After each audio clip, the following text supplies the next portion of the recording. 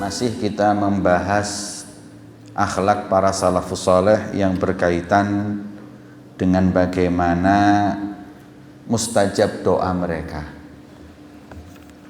Mereka nggak pernah menuntut kepada Allah agar senantiasa doanya diijabahi, tapi karena kebersihan hatinya dan jauhnya mereka dari maksiat, Allah senantiasa mengabulkan doa-doa mereka spontan. Hingga di antara mereka adalah Sayyidina Ibrahim bin Adham. Suatu saat beliau itu lagi duduk, kemudian duduk di bawah jembatan. Di atas jembatan itu ada orang yang jatuh. Jelas kalau orang itu jatuh ya mati. Dan beliau itu lagi duduk di bawah jembatan. Tahu-tahu lihat orang itu jatuh dari jembatan, dia langsung mengangkat tangannya, berdoa kepada Allah, Allahumma amsikhu, ya Allah tahan ya Rabb, jangan sampai jatuh. Allahumma amsikhu fil hawa hatta ya'tiya man yunqidhuhu minal halak. Ya Allah tahan dia di udara sampai datang orang yang akan membantunya. Qala fawaqafa fil hawa. Saking spontannya, ini cuma berapa detik loh. Orang itu ketika jatuh dari jembatan, di tengah-tengah mau jatuh itu berhenti. Hatta atahun nas, sampai orang-orang pada datang, fa anzaluhu saliman, terus diangkat, diselamatin. Dari cerita ini Al-Imam Sya'rani itu ingin mengungkapkan bahwa sampai seperti itunya doanya kaum sholihin, doanya para aulia Allah yang dikabulkan oleh Allah itu spontan kadang-kadang.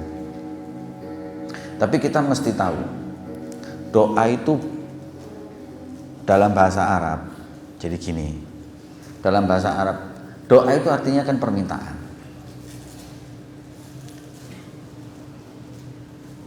Ada 3 macam. Kalau dari bawah ke atas itu namanya doa. Kalau dari atas ke bawah itu namanya amr. Kalau dari sesama itu namanya iltimas. Jadi bahasa Arab itu luas. Saya minta sama Allah, ya Allah berkahi rezeki saya. Ya Allah, sembuhkan penyakit. Ketika saya ngomong sembuhkan, ini kata apa? Kalimat sembuhkan ini kata apa? Perintah. Masa Allah diperintah, Rek? Masa merintah? Ya Allah, luruskan jalan orang ini. Perintah. Ya Allah, berkahi. Itu kan perintah. Cuman dalam bahasa Arab, kalau dari bawah ke atas, itu bukan perintah, namanya doa, permohonan. Mohon agar kau berkahi, mohon kau panjangkan umurnya dan lain-lain, permohonan. Kalau dari atas ke bawah itu baru amr, sembahlah Allah, ya, taubatlah. Kalau dari atas ke bawah itu perintah.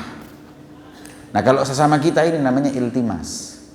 Kalau saya ngomong ke jenengan, tolong bukakan pintu, itu bukan perintah, iltimas, sak makom sebabnya, sak kedudukan. Sampean minta orang tua itu doa, ya ini permohonan.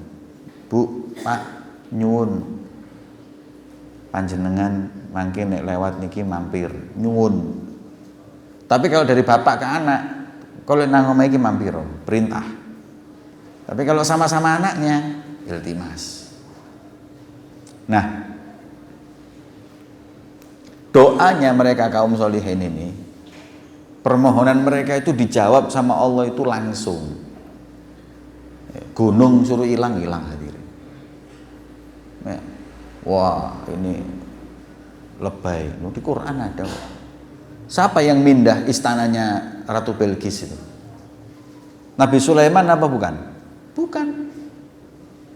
Qabla an yartad, sebelum matanya berkedip pindah. Saya lupa namanya. Siapa itu? Ada orang soleh di zaman Nabi Sulaiman. Waktu disayembarakan, siapa yang bisa mindah kerajaannya Ratu Belkis. Ayo, cepet-cepetan. Dia bilang, saya bisa sebelum engkau ngedip. Pindah sudah. Dia bukan nabi. Dia juga bukan rasul. Tapi kenapa bisa? Ya sudah, itu karomah. Nah sekarang bicara masalah mukjizat karomah. Kayak seperti ini nih karomah. Doanya dikabulkan sama Allah kayak kilat. Kayak Habib Soleh Tanggul itu kan doanya kayak kilat. Kalau nabi punya hal yang nggak masuk di nalar, kayak bisa belah bulan dan lain-lain, itu namanya mukjizat. Nabi dan Rasul punya mukjizat. Dari kalimat i'jaz, melemahkan, artinya membuat orang itu tunduk dengan sesuatu yang luar biasa, yang ditunjukkan, yang keluar daripada aturan sunatullahnya, hukum alam, keluar dari hukum alam. Berhentikan waktu, Isra Mi'raj, mukjizat semuanya itu. Nah, kemudian Isra Mi'raj itu mukjizat bukan? Ada yang bilang mukjizat, bukan mukjizat karena nggak ada yang tahu. Kalau ada yang tahu, baru itu namanya mukjizat. Saya baru dengar itu. Tapi yang saya tahu ya, yang namanya mukjizat itu sesuatu yang khariqul lil adat, diberikan kepada Allah, kepada para nabi dan rasul saja, nggak ada yang lain. Surah Mi'raj, para ulama mengatakan bahwa itu mukjizatnya Nabi Muhammad SAW. Nah, itu yang pertama. Yang dibawanya mukjizat itu namanya karomah. Nah, ini para aulia, orang soleh, wali min auliaillah, itu diberi karomah, yang karomah itu sejajar dengan mukjizat, bisa melakukan apa yang dilakukan oleh mukjizat. Hanya satu aja yang nggak bisa, lahir tanpa seorang bapak seperti Nabi Isa. Itu nggak mungkin. Ya, itu nggak mungkin hadirin. Karomah bisa, ngidupin orang mati bisa nggak? Nabi Isa bisa, Rasulullah juga bisa, pernah melakukan. Ya. Tapi apakah wali bisa melakukan? Kalau Allah mau bisa, karomah itu bisa seperti mukjizat. Ya, dua ini. Yang ketiga, ma'unah. Apa ma'unah itu? Ma'unah ini seperti mukjizat, tapi datangnya itu sewaktu-waktu tanpa kita sadari, nggak masuk akal. Ada orang naik mobil, jalan 160 di tol, nabrak truknya meledak, motornya ajur, wong iki metu urip. Nggak masuk akal. Hitungan akal mati, truknya meledak ya, tergandeng mana? Ayo. Tak mungkin, pasti orang ini mati. Ada orang jatuh dari atas ini, gedebuk, ngadep melaku. Itu namanya ma'unah. Hitungan akal, orang jatuh dari sini ke bawah, ya minimal ICU, IGD, puklek, minimal puklek, iso mati, gagal otak, sudah pasti. Tapi ini ada orang jatuh nggak apa-apa.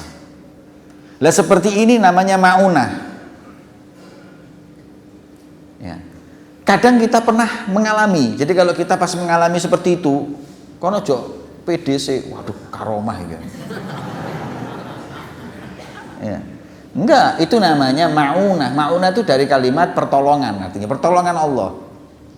Sampai mungkin pernah mengalami itu pas naik sepeda motor, subhanallah. Ya, ada truk mau nabrak enggak jadi. Terus pokoknya hal yang enggak masuk akal. Lah ini namanya semuanya ma'unah, diberikan kepada Allah, kepada siapapun yang Allah mau. Jadi kalau kita pernah dapat ma'unah itu jangan kita berpikir macam-macam. Apa itu mukjizat itu? Ya. Kemudian yang kedua, tidak ada mukjizat Tuhan, itu tidak ada. Mukjizat itu Nabi. Allah kok mukjizat itu gimana? Mungkin dalam segi bahasa aja, sesuatu yang mukjizat gitu. Tapi dalam arti, kalau dalam kita belajar ilmu akidah, tidak ada Tuhan punya mukjizat. Mukjizat Tuhan tidak ada. Allah dengan kudrahnya tidak pakai mukjizat. ini mukjizat Tuhan. Nggak ada, ini kudrahnya Allah, ketentuan dan kemampuannya Allah. Mau apa? Ya. Idza arada syai'an yaqulu lahu kun fayakun. Allah bukan mukjizat. Jadi nggak ada mukjizat Tuhan. Mukjizat itu nabi dan rasul, karomah para wali dan orang soleh, maunah siapa saja yang Allah kehendaki. Yang keempat, istidraj. Nah, kalau istidraj ini bahaya. Istidraj ini sesuatu yang kayak karomah, tapi diberikan kepada Allah, kepada orang yang memang diuji sama Allah agar dia semakin terpleset dan jatuh. Nah, ini yang bahaya. Antara istidraj sama karomah ini beda tipis. Beda tipis. Jadi kalau ada orang doanya kayak mustajab, bedek sampean pas, terus punya sesuatu yang kalian lihat hebat, bisa melaku dek gini banyu, berarti kan hebat. Ini bisa jadi istidraj. Bisa jadi istidraj. Lah, untuk mengetahui istidraj sama karomah dari mana? Istiqomah. Kalau orang ini ahli ibadah, sembahyang 5 waktu di masjid, sholat jamaah, gak tau ngerasani wong atine resik, berarti karomah. Tapi lek belehar, ya belehar gak karu-karuan, terus tapi punya kayak karomah, pasti bukan karomah sudah. Tapi itu namanya istidraj. Nah, auliyanya Allah yang diberi karomah aja masih ketakutan, bisa jadi itu istidraj. Bayangkan. Kalau saya lihat kayak Syekh Umar Mohdor apa itu sampai ketakutan bahwa ini yang dikasih oleh Allah pada dirinya ini karomah apa istidraj, aku diulu. Makanya semakin dia punya karomah semakin takut sama Allah, semakin taat ibadahnya, khawatir kalau ini adalah istidraj. Dan yang terakhir adalah istihza. Istihza ini seperti mukjizat tapi gak jelas. Bukan gak jelas. Saya kasih contoh. Musailamah al-Kadzdzab itu ngaku nabi, dan dia itu mengaku punya mukjizat seperti para nabi-nabi dan rasul. Tapi tiap kali dia menunjukkan mukjizat gagal terus. Ada orang punya sumur, sumurnya satu bahasa Indonesia apa deh? Kering wali aneh bahasa. Sat. Apa sat? Kalau nak bahasa Indonesia mestinya dirubah. Bahasa Indonesia itu yang resmi harus pakai bahasa Jawa. Jadi supaya bahasa itu lebih luas. Satu loh kak ono. Ada kiai pernah cerita sama saya. Bahasa Indonesia itu dawa, Beb. Apa? Saya jalan ditabrak mobil yang lagi mundur. Saya jalan ditabrak mobil yang lagi mundur. Itu bahasa Indonesia gampang. Itu bahasa Indonesia dawa. Bahasa Jawa tidak apa? Kunduran motor.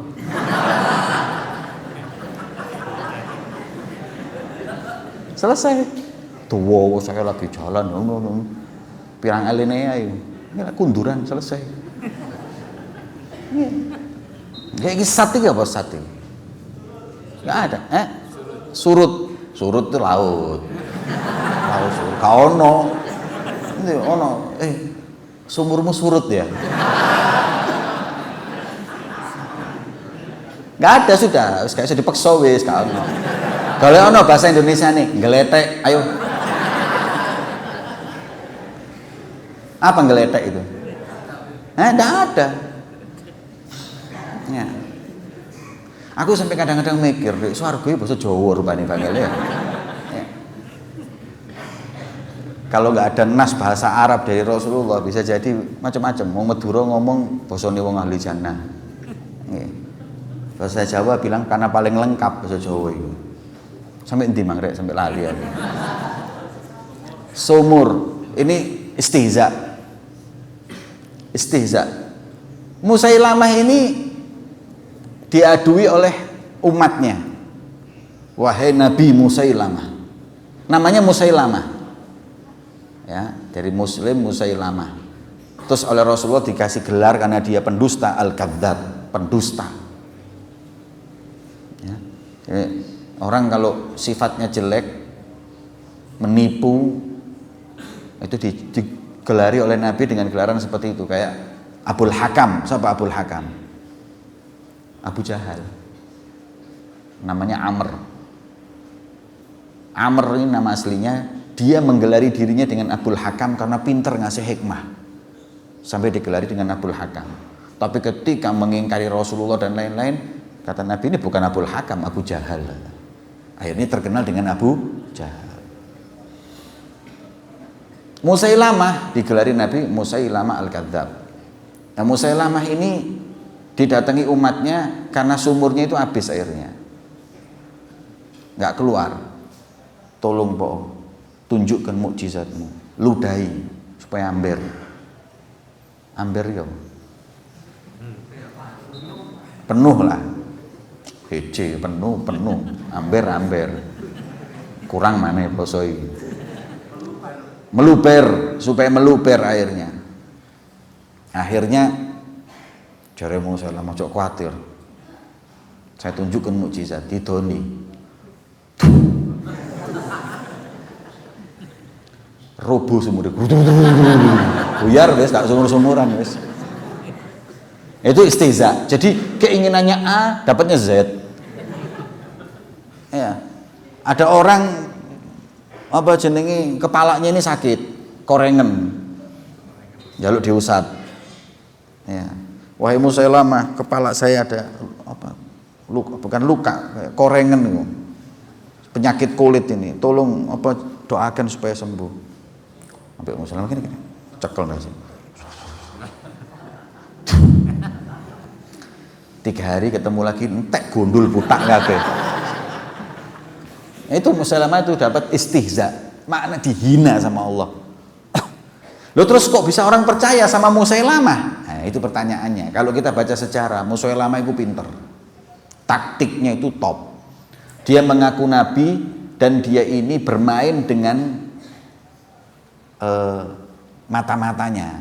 Jadi dia membayar orang banyak untuk memberi kabar apa yang terjadi di antara masyarakat di Yaman itu. Jadi umpamanya majelis ini, saya itu mengutus 10 orang mata-mata. Yes, kon dadi mata-mata ndek gini mergosono, kon ndek gadang, kon ndek kasin, oh ya. Terus mata-mata ini cerita sama saya. Arif, mari pegatan mbek bojone. Oh iya. Ketemu di jalan mbek Arif. Kata kon sumpek ono apa wae? Enggak apa-apa Ustaz. Modelnya pegatan kok. Kok iso ro? Ilham. Malaikat kan. Jadi gitu caranya, penipuan. Jadi seperti itu yang membuat banyak orang percaya sama dia. Makanya kadang-kadang apa namanya, karomah juga begitu. Ada sebagian orang kayak, pokoknya gini, karomah itu kalau ditunjuk-tunjukkan orang secara nyata, itu kebanyakan wis dulinan, gak mungkin. Orang punya karomah itu, kata sebagian solihin, seperti perempuan yang mens, malu untuk mengungkapkan. Jadi nggak sembarangan, gitu. Nggak terus ditampak-tampakkan. Ditampak-tampakkan itu perlu dicurigai.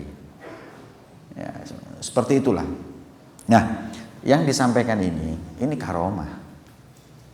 Orang mau jatuh, ya Allahumma amsikhu fil hawa. Ya Allah, ndeken. Berhentikan ya Allah, jaluk tolong Gusti Allah, berhentikan supaya diselamatin. Betul berhenti. Ya Allah, gunung iki hilang. Bayangkan. Nah, wa daraba rajulun min a'wanil wulah Malik bin Dinar. Suatu saat Malik bin Dinar, wali min auliyaillah, itu enggak seneng sama seseorang wali min auliyaillah ini, Malik bin Dinar. Akhirnya disiksa, dipukul pakai pecut. Kesakitan Malik, Allahumma qta' yadahu. Ya Allah, putus tangannya ya Rabb. Faguti'at yadur rajul minal ghad. Maka langsung terputus. Besok ini tangannya ini putus. Wa huwa marra alaihi wa hiya mu'allaqah. Malik bin Dinar lewat, tangannya ini sedang dilewer, putus. Langsung doanya itu mustajab. Ya. Qala wa katsaba rajulun 'alal Mutrif bin Abdullah. Ada riwayat lain, seorang wali min auliyaillah namanya Mutrif bin Abdullah.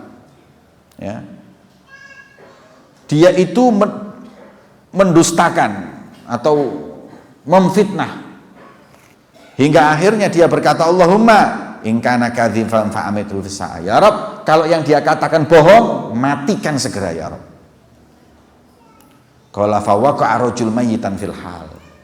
Orang itu enggak lama langsung pek malaikat Israel jemput. Ya. Wan nas yandurunahu, dan orang lihat semuanya. Fata'alakan nas bi Mutrif wa akhadhuhu ilayya wa ilal Basrah wa qasu alaihi al-qissah. Kemudian orang-orang langsung, sudah Malik, sabar, jangan mati, ini bahaya, ndongakno liyane entek kabeh wong-wong. Akhirnya diredakan, dia waktu itu lagi emosi minta sama Allah. Kemudian ketika pemimpin mendengar hal tersebut mengatakan, gak lain itu adalah dakwah atau doanya seseorang yang soleh, kemudian pas dengan kematiannya orang tersebut. Alhamdulillahirabbil alamin. Seperti itu hadirin. Ya. Tapi kita juga nggak bisa mastiin, yang namanya doa kan sekali lagi permohonan. Allah yang lebih tahu mana yang terbaik. Ya, kadang-kadang kita ini bermohon atau doa sesuatu, kita datang ke orang wali Allah minta, ya, tolong mintakan sama Allah untuk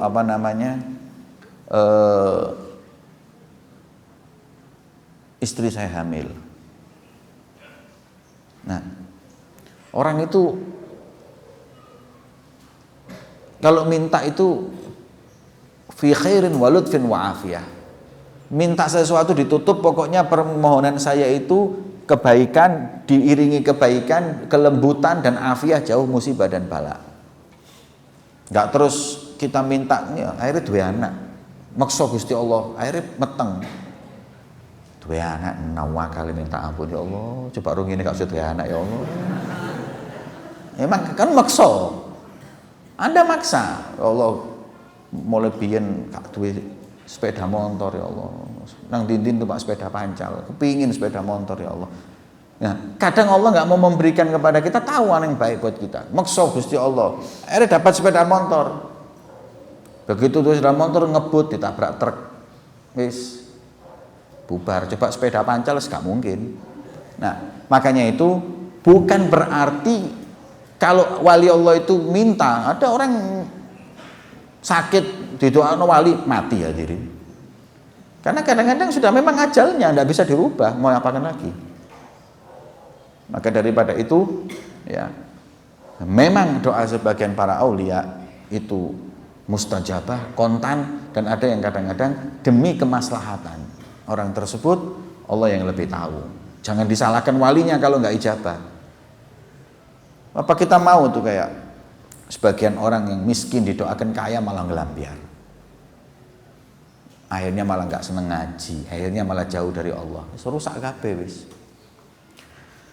Itulah masalah tentang doanya kaum solihin yang kontan oleh Allah dikabulkan. Ya. Kemudian wa min akhlaqihim radhiyallahu taala anhum, dan dari akhlaknya para salafus saleh itu ialah nggak mengaku cinta kepada seseorang kecuali setelah membuktikan bahwa dia mau berkorban hartanya dengan orang yang dia cintai. Jadi kalau sampean ini punya teman di majelis ini kan berarti ikhwan fillah, sesama saudara karena Allah ini, ikhwan fillah ini, itu dikatakan bahwa Anda ini betul-betul cinta ke teman karena Allah itu kalau mau berbagi, seperti muhajirin wal ansor. Muhajirin wal ansor itu bukan cuma bagi ketika muhajirin datang, ansor menerima di Madinah. Kemudian Rasulullah itu mengajarkan mereka saling bersaudara. Ini dipersaudarakan dengan ini disaudarakan dengan ini. Setiap yang bersaudara bagi-bagi harta. Sing duit tanah 1 hektar dibagi loro. Bayangno. Ada nggak di antara kita yang sampai seperti itu? Bahkan ada yang punya istri 3 dipegat dikasihkan muhajirin. Ya. Seperti itu. Nah, ini baru yang namanya mahabbah shadiqah. kalau sudah berani berkorban harta.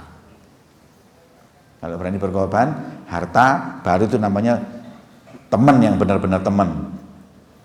Kemudian idza asabahu bala'un min jasadihi yata'allam kama yata'allamul musab. Yang kedua, selain dia mau berkorban harta, berbagi harta, kalau sakit temannya ikut sakit. Kalau seneng ikut seneng, kalau susah ikut susah. Yaitu namanya teman. Dan para aulia itu seperti itu, para sholihin seperti itu. Kalau sudah berteman di antara mereka, mereka berbagi harta, mereka berbagi suka dan duka. Itu baru teman.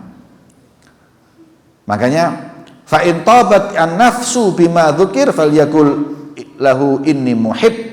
Kalau sudah seperti yang disebut tadi itu, berbagi harta, berbagi semua tadi itu, baru Anda berhak mengatakan ana muhib, aku pencintamu. Aku cinta denganmu, ana muhib, aku cinta denganmu. Kalau enggak, belum muhib. Wa illa falyakuf anil kizib. Afdolnya jangan bilang aku cinta kepadamu, karena ini bohong. Ya. Fa innahu nifaq. Ini cuman kemunafikan. Ya. Bermuka dua ini. Bilang aku cinta kepadamu karena Allah, ini bermuka dua. Kalau cinta kepadamu karena Allah, berani berbagi dan segalanya.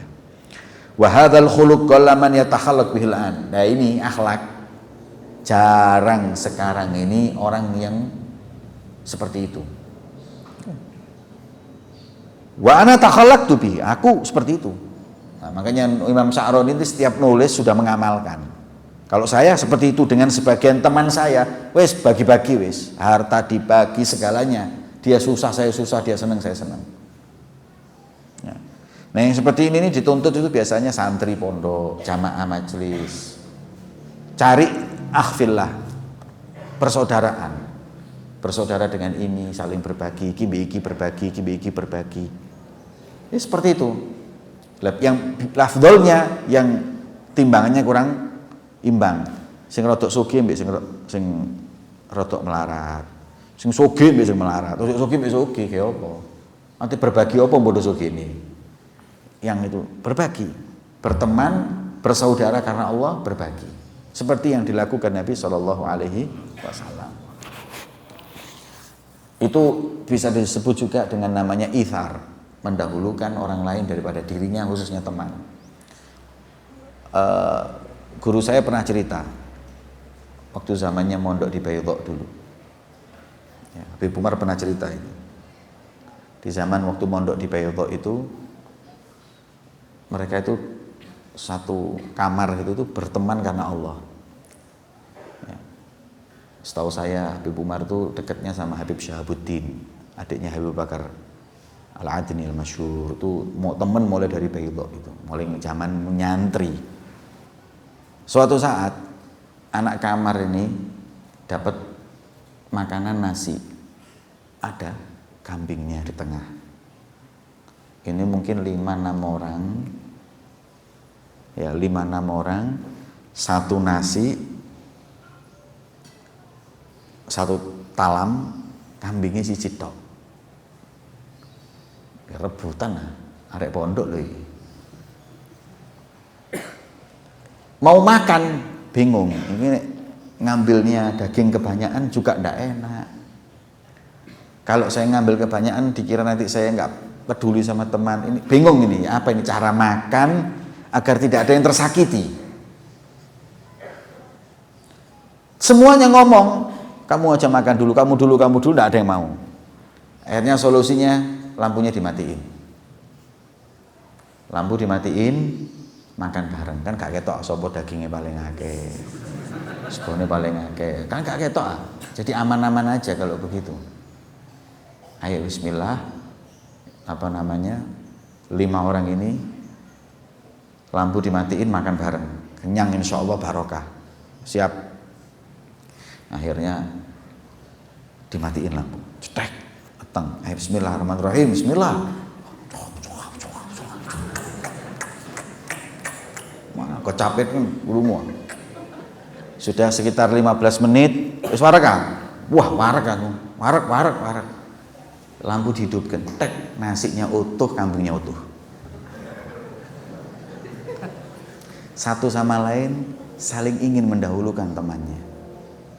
Jadi pura-pura kabeh. Sing iki pura-pura, padahal nggak makan. Yang itu nggak makan. Saya dengar itu waktu di Roha di Umar. Akhirnya beberapa bulan kemudian nyoba aku mbak Arah. Tuku Indomie ambek ndok. Lampunya dipateni. Ayo wis bismillah. Dipateni oleh sak menit diurut metek, Indomie ilang, talam ilang, kabeh ilang. Gomblayu mbak Arah bisa. Ini pertemanan bohong ini. Belum dipateni digowo mbak Arah lu direk. Jadi seperti itu hadirin. Yang namanya pertemanan karena Allah itu itu mau saling berkorban, ya, mau saling berbagi. Cari, karena Nabi seperti itu, suka mengukhuwahkan, mempersaudarakan persaudaraan khusus.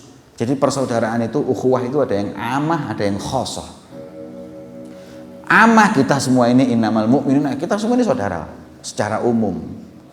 Tapi kita bisa mempersaudarakan kita dengan yang lain secara khusus. Dulur yang bukan ada hubungan darah. Jadi siapa sampean seneng yang kira-kiranya ini bisa nambah Anda taat sama Allah, aku dulurmu di jalan Allah.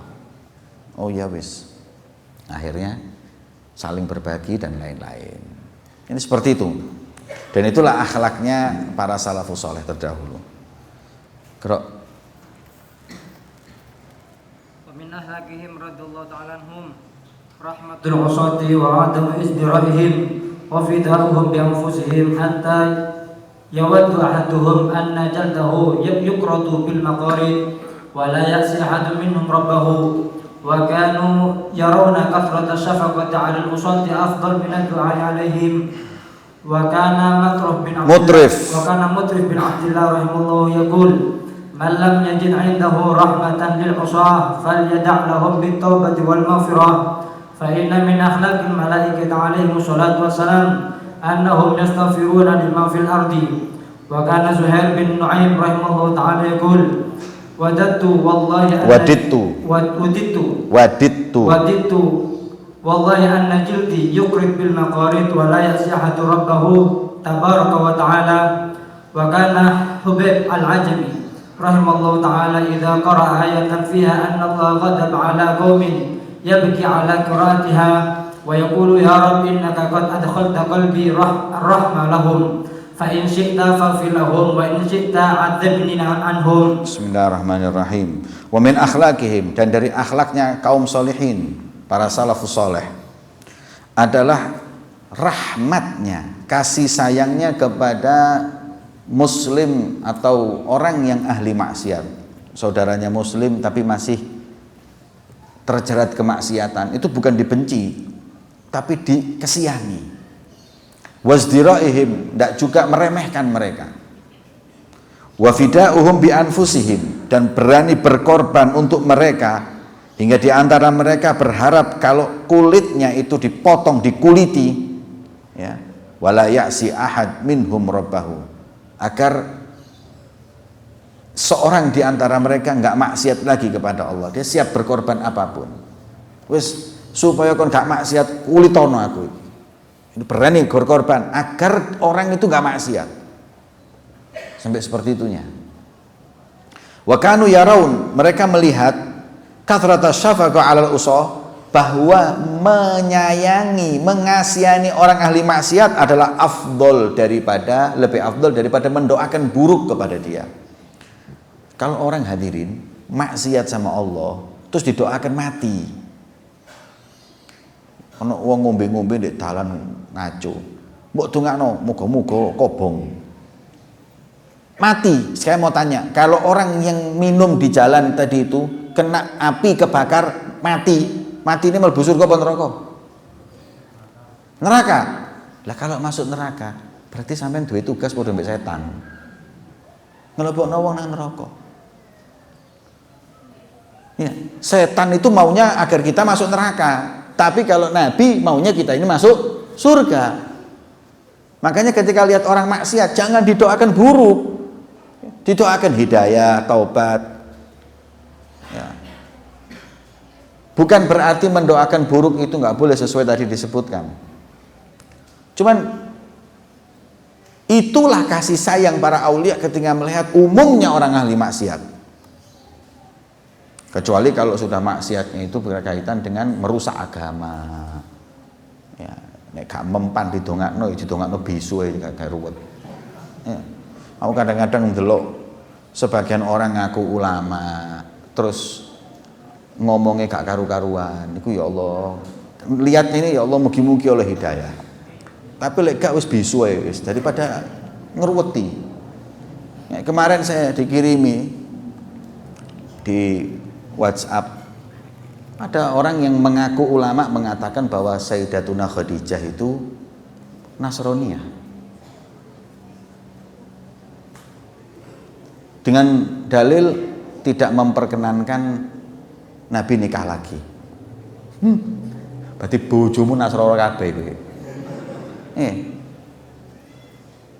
Kalau yang lain kan memperbolehkan Nabi untuk poligami, tapi yang tidak memperbolehkan seperti Khadijah berarti dia itu mengikuti agama Nasrani.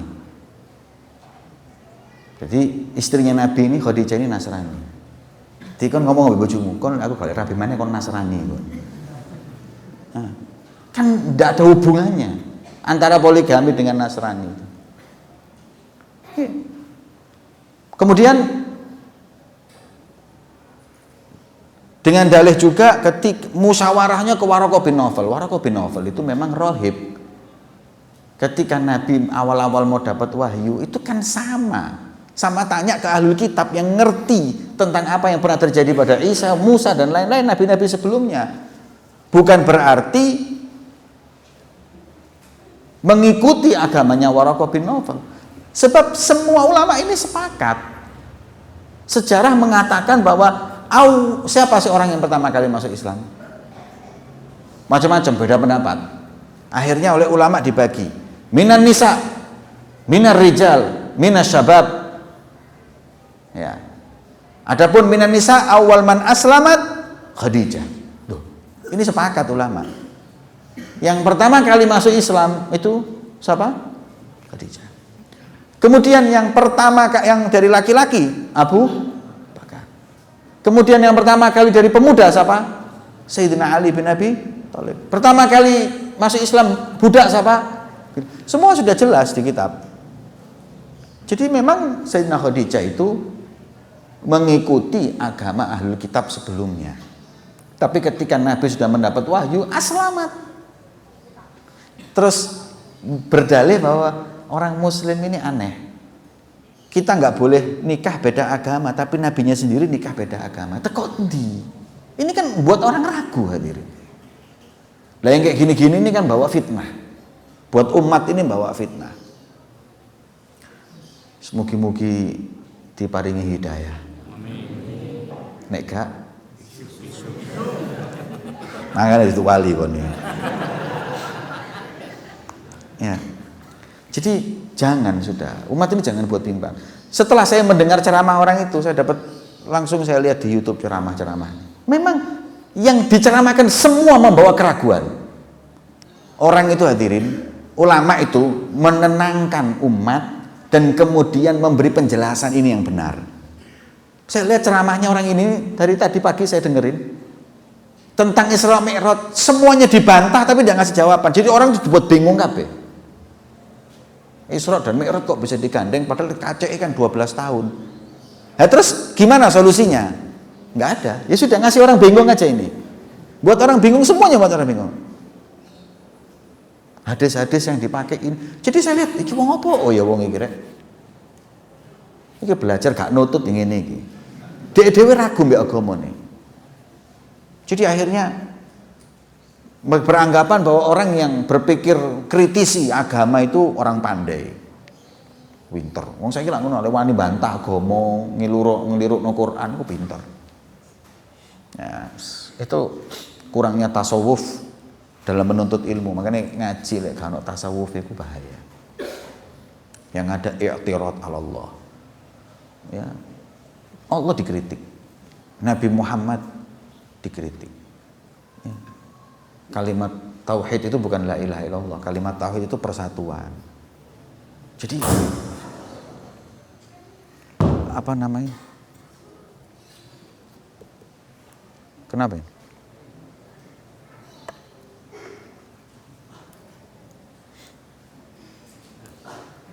Senggol, tek, cek,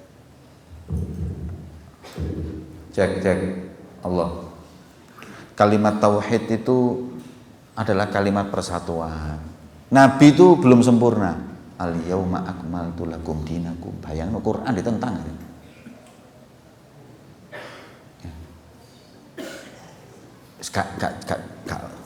Gak bisa saya. Gak usah ngomong wis. Ya, karena saya anggap orang yang kayak gini ini orang yang merasa dirinya pintar tapi dia nggak tahu kalau dirinya bodoh. Ya, semoga sama Allah dikasih hidayah. Kemudian Mutrif bin Abdillah rahimahullah ta'ala yaqul man lam yajid indahu rahmah lil usa, barang siapa yang enggak punya kasih sayang dengan orang saudaranya yang masih maksiat, ya, falyad'u lahum bitaubah wal maghfirah, doakan supaya dia dapat ampunan dan taubat sama Allah. Ya. Fa inna min akhlaqil malaikat, karena akhlaknya malaikat alaihi salatu wassalam, mereka itu senantiasa memintakan ampun untuk siapapun yang ada di muka bumi ini. Ya. Zuhair bin Nuaim, beliau mengatakan seperti tadi, kalau kulitku dikuliti, ya, untuk ganti orang yang supaya nggak maksiat sama Allah nggak apa-apa. Jadi berani berkorban agar orang itu nggak maksiat sama Allah. Ubaib al-Ajami beliau berkata, ketika idza qara ayah, jadi beliau itu kalau membaca ayat yang di situ ada kemurkaan Allah kepada kaum, beliau menangis dan berkata, ya Allah, kaulah yang memasukkan dalam hatiku ini kasih sayang, maka apabila kau mau ampunilah mereka, apabila kau mau azablah mereka. Jadi itu hatinya para aulia seperti itu, syafaqah wa rahmah, ya, kasih sayang dalam hatinya. Semoga Allah subhanahu wa ta'ala memberikan dalam hati kita kasih sayang untuk sesama, agar insya Allah kita semuanya mendapat husnul khatimah. Wa ila hadratin Nabi al-Fatihah.